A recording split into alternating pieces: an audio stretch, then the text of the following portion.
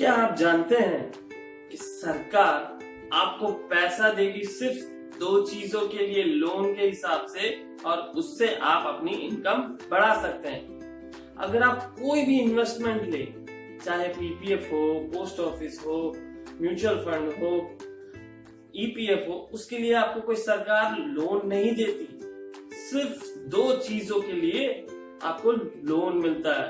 वो क्या है वो हम लोग जानेंगे अपने वीडियो में आगे। दो तरीके के इन्वेस्टमेंट से आप अमीर बन सकते हैं। अगर आप जानना चाहते हैं कि कैसे, तो सबसे पहले हम लोग बात करते हैं बिजनेस के बारे में। बिजनेस लोन जो सरकार देती है वो देती है आपको 10-12% के ब्याज रेट पर, 18% ब्याज रेट पर, और उसके बदले अगर आप वही पैसे सेविंग्स में या एफडी में रखते हैं तो कितना ब्याज मिलता है?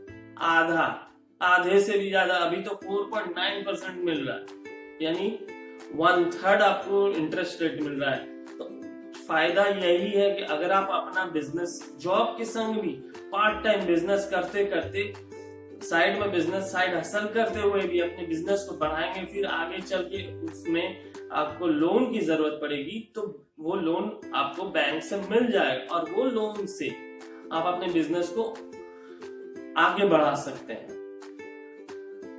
95% लोग ये सोचते हैं कि बिजनेस करना आसान नहीं है, लेकिन 5% जो है वो उस कैटेगरी में आते हैं जो वो 95% को कंट्रोल करते हैं। यानी 5% लोग बिजनेस करते हैं और वो जॉब क्रिएट करते हैं, और जॉब क्रिएट होगा तो आप देश की तरक्की होगी, देश की तरक्की होगी तो आपको फंड इन्वेस्टमेंट आएगा कंट्री में, उसकी वजह से सबकी इनकम बढ़ेगी।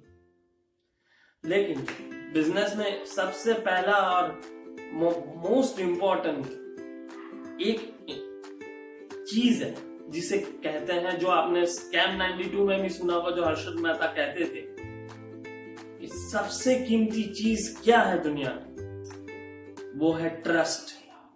बिजनेस में ट्रस्ट सबसे महत्वपूर्ण है, और cheap people can't afford it. इसे सस्ते आदमी कभी अफोर्ड नहीं कर सकते।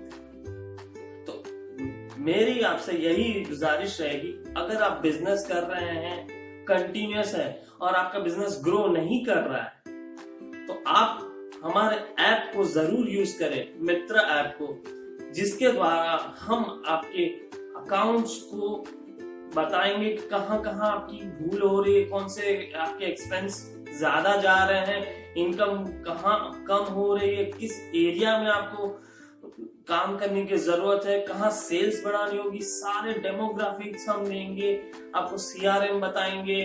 दूसरा तरीका है होम लोन, प्रॉपर्टी का, रियल एस्टेट का। यह दूसरा जो तरीका है रियल एस्टेट का, इसमें भी सरकार आपको लोन देती है। यानी अगर आपको घर खरीदना है तो भी लोन मिलेगा।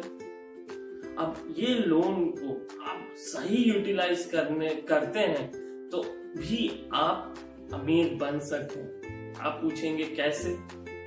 अगर आपने कोई प्लॉट लोन लिया है या फिर होम लोन ही लिया है, छोटे शहरों में लिया है, उसे भाड़े पे चढ़ाइए। मिनिमम 3 इयर्स तो अपने पास होल्ड करिए। उस लैंड की वैल्यू कभी डेप्रिशिएट नहीं होती, उसकी वैल्यू हमेशा अप्रिशिएट होती है। और जिस फ्लैट को अगर आपने खरीदा है उसे आप भाड़े पे दे रहे हैं, तो आपको डिविडेंड के रूप में आपको वहां से भाड़े की इनकम, रेंटल इनकम मिल रही है, उसकी भी वैल्यू बढ़ेगी। ऐसा नहीं है कि प्रॉपर्टी की वैल्यू, अभी प्रॉपर्टी बाजार डाउन है तो मतलब ये नहीं कि हमेशा डाउन ही रहेगा।